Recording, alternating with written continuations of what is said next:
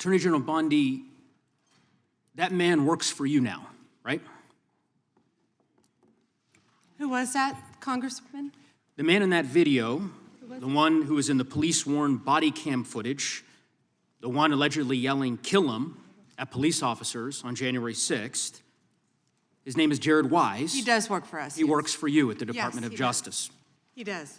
This is an individual whom a federal grand jury indicted for 2 felonies and 4 misdemeanors related to his participation in the attack on January 6th. One of those charges was forcibly assaulting, resisting, opposing, impeding, intimidating, and interfering with police with the intent to commit another felony. This is who you choose as the Chief Law Enforcement Officer of the United States of America to hire at the Department of Justice. Someone on video yelling, "Kill him," at police officers, right? I believe he was pardoned by President Trump. Oh, he was pardoned. You're right. You're right. Pardoned by President Trump for his offense. Pardoned for yelling, "Kill him," at police officers. And yet you expect hardworking police officers across the country to believe that you take law enforcement seriously. You could imagine the reaction of so many folks across the country hearing the Chief Law Enforcement Officer of the United States refuse to even condemn what that individual whom you've now hired did. But in any event, let's talk a little bit about some of the other divisions within the Department of Justice and what's happened over the last year. You're familiar with the Public Integrity section of the DOJ's Criminal Division. I think it's referred to as PIN. Is that right? Yes. Okay. Do you know which presidential administration under which the PIN was first created? I can tell you what administration that the weaponization was ended under. I'll reclaim my time. This wasn't a trick question. You don't get to Madam Attorney reclaim General. your time. Madam Attorney General. Because I don't like Mr. Chairman, will you explain to the witness that he does reclaim his time? Because I don't answer a question to your satisfaction. Mr. Chairman. Madam Attorney General, the time belongs to the gentleman from Colorado. The president under which PIN was created was Gerald Ford.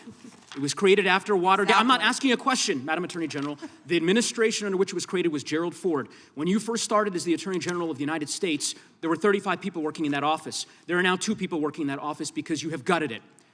How many people work for the National Cryptocurrency Enforcement Team in the Criminal Division today? Can I answer the question about PIN? I've asked you a question. How many You've people asked work? me a question, but you don't How want many the people answer. work I'm not for the gonna answer your National questions the way you Cryptocurrency want. Enforcement Team? You won't answer how many I'll people? answer PIN. You.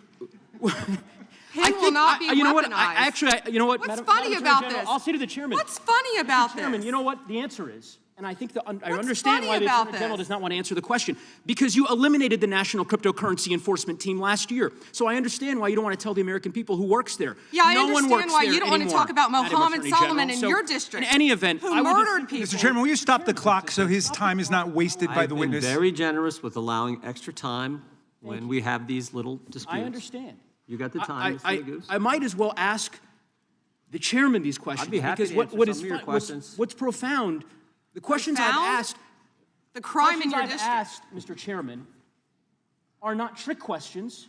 They're not gotcha questions.